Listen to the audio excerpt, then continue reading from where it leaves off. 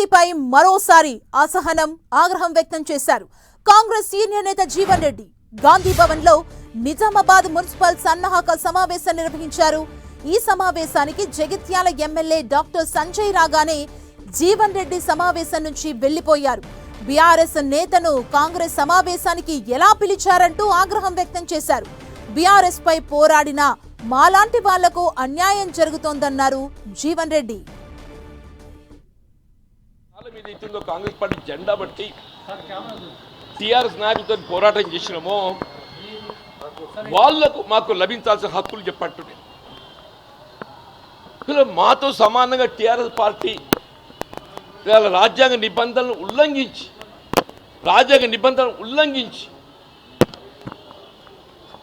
Party ప్రతిష్ట ఏదైతుందో అంటే నిజం కూడా చెప్పంటు నేను అగౌరవపరిచే విధంగా టీఆర్ఎస్ పార్టీకి చెందిన శాసనసభ్యుని పిలిచేది అవుతుందో మా పక్కన కూతురు పెడితే మేము ఏ విధంగా సమావేశంలో పాల్గొంటామే?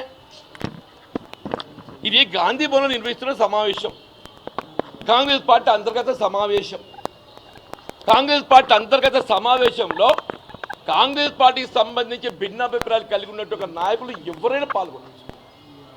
కానీ కాంగ్రెస్ పార్టీ సంబంధం లేనటువంటి ఒక నాయకుడు స్పీకర్ గారు వారి కార్యాలయంలో ఏదైతుందో ఒకవైపు వీళ్ళ శాసనసభ్యుడు పార్టీ ఫిరాయించినట్టు ఏదైతే ఆరోపణలు ఎదుర్కొంటుంటే ఆ ఆరోపణలు ఎదుర్కొంటున్న ఒక శాసనసభ్యుడు నేను పార్టీ ఫిరాయించలేదు, కాంగ్రెస్ పార్టీతో సంబంధం లేదు, కేవలం అభివృద్ధి అనే భావనతో ముఖ్యమంత్రి గారిని కలవడం జరిగింది. అభివృద్ధి కొరకు మాత్రమే ప్రభుత్వంతో కలిసి పనిచేయడానికి నేను ప్రయత్నం చేస్తుంది తప్ప ఇలా రాజకీయంగా పార్టీ పరంగా ఏదైతున్నదో నేను బీఆర్ఎస్ పార్టీ శాసనసభ్యుడిని నేను బీఆర్ఎస్ పార్టీలో కొనసాగుతున్నాను చెప్పి స్పష్టంగా అఫిడవిట్ లిఖిత పూర్వకంగా ప్రమాణ పత్రం దాఖలు చేశారు.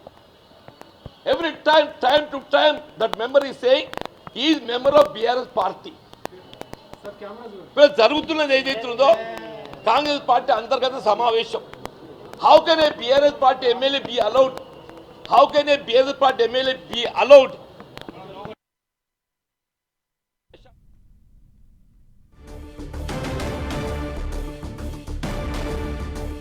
పార్టీ విధానానికి వ్యతిరేకంగా సమావేశం జరుగుతుందంటూ జీవన్ రెడ్డి ఇప్పటివరకు మాట్లాడడం మనం చూసాం. పార్టీపై మరోసారి జీవన్ రెడ్డి తీవ్ర అసహనాన్ని వ్యక్తం చేశారు.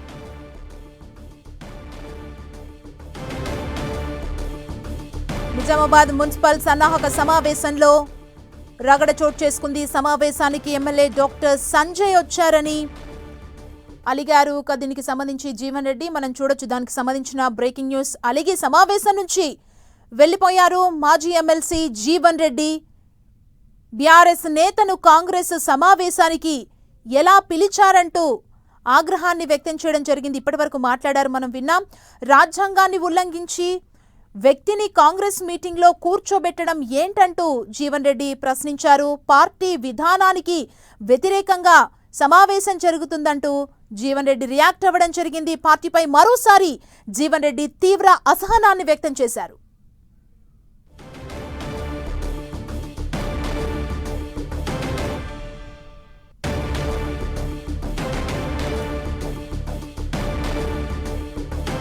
గాంధీ భవన్ లో గందరగోళ వాతావరణం చోటు చేసుకుంది. సొంత పార్టీపై మరోసారి అసహనం వ్యక్తం చేశారు జీవన్ రెడ్డి. కాంగ్రెస్ సీనియర్ నేత గాంధీ భవన్ లో నిజామాబాద్ మున్సిపల్ సన్నాహక సమావేశాన్ని నిర్వహించారు. ఈ సమావేశానికి జగిత్యాల ఎమ్మెల్యే డాక్టర్ సంజయ్ రాగానే జీవన్ రెడ్డి సమావేశం నుంచి వెళ్లిపోయారు. ఇదే అంశానికి సంబంధించి మరింత సమాచారాన్ని మా ప్రతినిధి ప్రతాప్ మనకు అందిస్తారు. ప్రతాప్, సుమా, ఈసారి మున్సిపల్ ఎన్నికలు కూడా మంచి రిజల్ట్ సాధించాలని చెప్పేసి కాంగ్రెస్ పార్టీ ఒక టార్గెట్ పెట్టుకోవడం జరిగింది. అందుకు అనుగుణంగానే మున్సిపాలిటీ ఎన్నికలకు సంబంధించి ప్రతి పార్లమెంటు నియోజకవర్గానికి కూడా ఒక్కొక్క మంత్రికి బాధ్యతలు అప్పగించడం జరిగింది. ఆయా మంత్రులంతా కూడా నియోజకవర్గ పరిధిలో ఉన్న మున్సిపల్ ఎన్నికల్లో కాంగ్రెస్ పార్టీ ఖచ్చితంగా గెలిచే విధంగా కూడా వ్యూహరచన చేయాలని చెప్పేసి ఇప్పటికే సీఎం రేవంత్ రెడ్డి దిశానిర్దేశం చేయడం జరిగింది. అందుకు అనుగుణంగా నిజామాబాద్ పార్లమెంట్ కు సంబంధించి మంత్రి ఉత్తమ్ కుమార్ రెడ్డికి బాధ్యతలు ఇవ్వడం జరిగింది. దానిలో భాగంగా ఈ రోజు సాయంత్రం కాసేపటి క్రితం క్రితమే గాంధీ భవన్ లో మంత్రి ఉత్తమ్ కుమార్ రెడ్డి ఆధ్వర్యంలో నిజామాబాద్ పార్లమెంట్ కి సంబంధించి సమీక్ష సమావేశాన్ని ఏర్పాటు చేయడం జరిగింది. ఎన్నికల్లో ఎక్కువ మెజార్టీ స్థానాలు గెలవాలనే లక్ష్యంతో ఈ సమావేశాన్ని ఏర్పాటు చేశారు. పిసిసి చీఫ్ మహేష్ కుమార్ గౌడ్ తో పాటు నిజామాబాద్ పార్లమెంట్ పరిధిలోని ముఖ్యమైన కాంగ్రెస్ నేతలందరినీ కూడా ఈ మీటింగ్ కు ఆహ్వానించారు. అయితే ఈ మీటింగ్ లో జగిత్యాలకు సంబంధించి జగిత్యాల అసెంబ్లీ సెగ్మెంట్ కూడా నిజామాబాద్ పార్లమెంట్ పరిధిలోకి వస్తుంది కాబట్టి జగిత్యాల నుంచి కాంగ్రెస్ పార్టీ నుంచి పోటీ చేసిన మాజీ మంత్రి జీవన్ రెడ్డి కూడా ఈ సమావేశానికి హాజరు కావడం జరిగింది. ఆయనతో పాటు బీఆర్ఎస్ నుంచి గెలిచి కాంగ్రెస్ పార్టీలోకి వచ్చిన డాక్టర్ సంజయ్ కుమార్ కూడా చివరి నిమిషంలో ఆయన కూడా ఈ సమావేశం స్టార్ట్ అయిన తర్వాత ఆయన కూడా అటెండ్ కావడం జరిగింది. అయితే ఈ సమావేశానికి డాక్టర్ సంజయ్ రావడంతో ఒకసారిగా జీవన్ రెడ్డి ఆగ్రహం వ్యక్తం చేస్తూ సమావేశం నుంచి బాయ్కాట్ చేస్తూ పిసిసి చీఫ్ కు సమావేశంలోనే చెప్పి బయటికి రావడం జరిగింది. ముఖ్యంగా ఎవరిపైన పోరాటం చేశామో, ఏ పార్టీ పైన గత 10 ఏళ్లుగా పోరాటం చేశారో కాంగ్రెస్ కార్యకర్తలకంతా ఇది అవమానకరం కాబట్టి నేను ఆ సమావేశం నుంచి బాయ్కాట్ చేస్తూ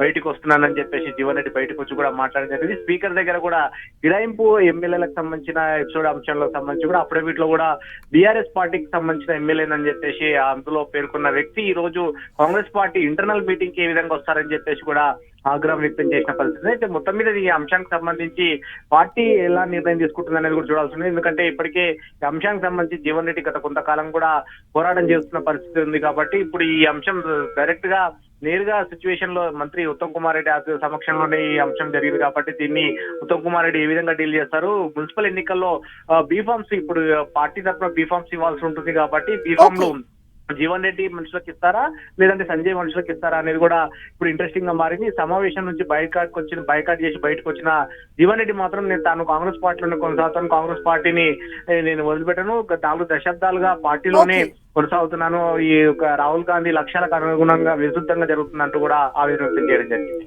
థ్యాంక్ యూ ప్రతాప్.